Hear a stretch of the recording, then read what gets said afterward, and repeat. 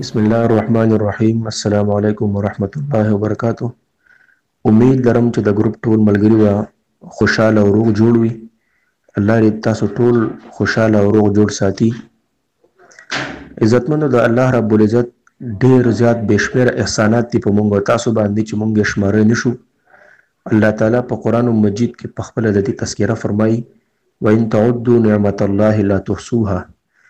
که چېرې تاسو زما د نعمتونو شمیر کول غواړئ نو هغه تاسو شمیرلی نشئ.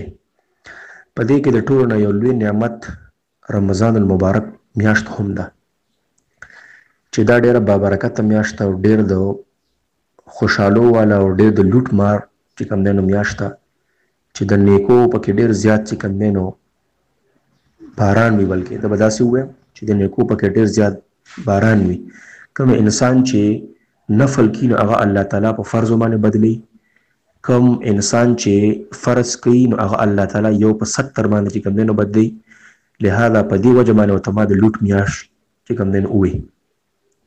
بیا د دې نه بعد لومبۍ عشره الله رب العزت ډېر ښکلې په خیر خیریت سره تېره کړله او د هغې متعلق څه خبرې اترې شوې وې څه لږې غونته کې. او نن دویمه عشره ده نو مناسب مونږ دا وګڼله چې د دې متعلق هم څه لږې ډېرې خبرې اترې وشي د ملګرو ذهن ته راشي نو د ټولو پکې ثواب دی. زما هم ثواب دی، ستاسو هم بس ثواب کیږي. عزتمندو، دویمه عشره دا مغفرت دی. یعنی الله رب العزت په دې کې خصوصا بخنه فرمایي. الله رب العزت خو اصلي هو انسان د بخنې دپاره بانې ګوري، خو خصوصا په دې کې چې کوم دی الله رب العزت انسان بخي. زه به اول دا ووایم چې د دې عشرې دعا دا استغفر الله الذي لا اله الا هو الحي القيوم واتوب الیه، او که چېرې دا چاله نه ورځي نو استغفر الله ربي من كل ذنب واتوب الیه دا هم ویلی شي. د دې نه علاوه کوم قسمه استغفار چې انسان کوي نو دغه هم ټیک ته، بس هر قسمه استغفار چې وي. او که چېرې چاله بالکل نه ورځي نو صرف استغفر الله استغفر الله استغفر الله دا هم دی ویلی شي. او په دې باندې امید ده چې الله رب العزت ورته بخشش نصیب کړي. عزتمندو، الله رب العزت په قرآن مجید کې فرمایي ان الله لا یغفر ان یشرک به ویغفر ما دون ذلك لمن یشاء. الله رب العزت صرف او صرف شرک معاف کوي نه، د شرک نه علاوه چې کوم ګناه هم دی نو الله تعالی هغه انسان ته معاف کوي او بخي. په دې وجه باندې الله تعالی بل ځای کې فرمایي لا تقنطوا من رحمت الله ان الله یغفر الذنوب جميعا. مفهوم دا سره وي تاسو د الله تعالی د رحمت نه ناامیده کیږئ ما.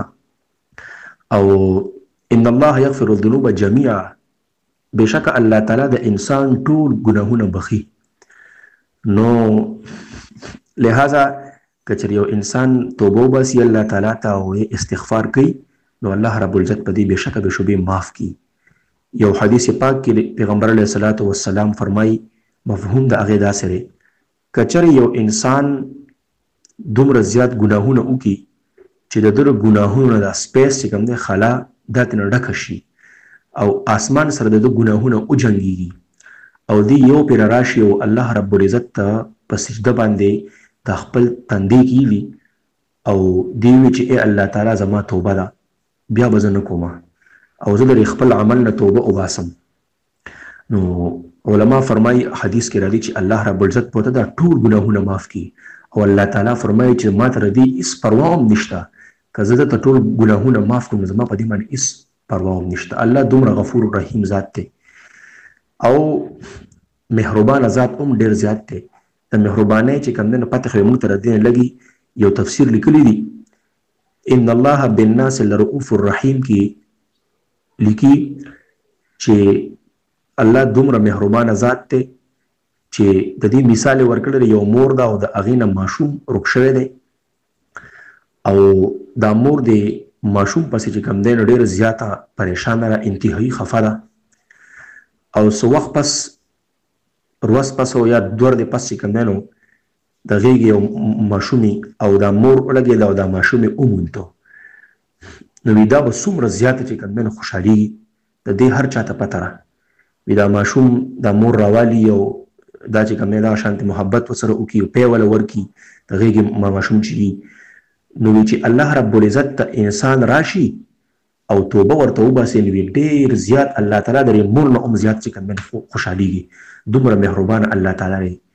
لهدا موږ تاسو له پکار داري چې موږ الله رب العزت ته اسی هم خو په دې دوه معاشره کې خصوصا موږ الله تعالی ته توبه وباسو د خپل ګناهونو موږ د الله نه چې کوم دنه معافي وغواړو ځکه چې بخشش عشره ده او د مغفرت عشره ده نو پکار موږ دی چې موږ الله تعالی ته توبه وباسو. بل حدیث پاک راځي مفهوم دا سره یو پیغمبر علیه الصلاۃ والسلام په منبر باندې خوتو پړومبنه پونه باندې قدم مبارک کې خودو نبی علیہ السلام فرمایل آمین. په دویمه پوړه باندې قدم کې خودو پیغمبر اسلام فرمایل آمین. په دریمه باندې قدم کې خودو رسول الله صلی الله علیه وسلم فرمایل آمین. چې کله د خطبه نه فارغ شو د هر څه نه فارغ شو موږ وغیرہ نه صحابه دې تاسو کې اې د الله رب العزت رسول صلی الله علیه وسلم تاسو غوندن خلاف عادت کارو کو. پیغمبر علیه الصلاۃ والسلام ورته فرمایل او جبرئیل امین علیه الصلاۃ والسلام ما تراغه او وی فرمایل چې اې د الله رب العزت پیغمبره کم انسان ته مور او پلار یا په دې دواړو کې یو په بوډاوالي کې میلاو شو او د داسې خدمت اونکو چې دې په هغه باندې چې دې په الله رب العزت باندې په خدمت په جزان وبخي نو دې الله تعالی هلاک کی وی ما وی چې آمین. دویم پونه ته چې کلمه خپا وربره کړه وی جبرئیل علیه السلام فرمایل چې کم یو انسان ته د رمضان المبارک میاش ملو شو او دی په رمضان مبارک کې داسې عبادت ونی کې چې دی په الله باندې ځان اون بخي نو الله تعالی دا انسان هم هلاک کی ما وی چې آمین.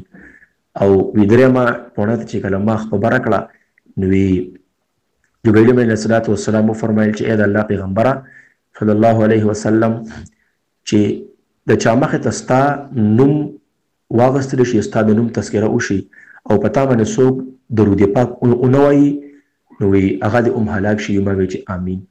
لہذا عزتمندو عرض مې دا کو چې رمضان مبارک میاش موږ له الله تعالی راکړی دا پکار دی چې موږ په دې کې د الله تعالی نه بخنه وغواړو ځان په الله باندې وبخو کني هلاکت دا به زموږ چې کم دینو انجامي الله یې ټول د دین او ساتي د انجام نه الله وساتي. او زبر چې کم دینه تاسو ته په اخره کې دا یو عرض وکم چې دا وایس کچره زمانہ وګت شوی وي نو بخنه غواړم ځکه چې زیات تر ملګری چې کم دینه په وګت وایس باندې لغونته کې تنګيږي. الله تعالی تاسو ټول خوشاله کی الله تعالی تاسو ټول ته بخنه نصیب کی سره زما جزاکم الله خیره دعا کې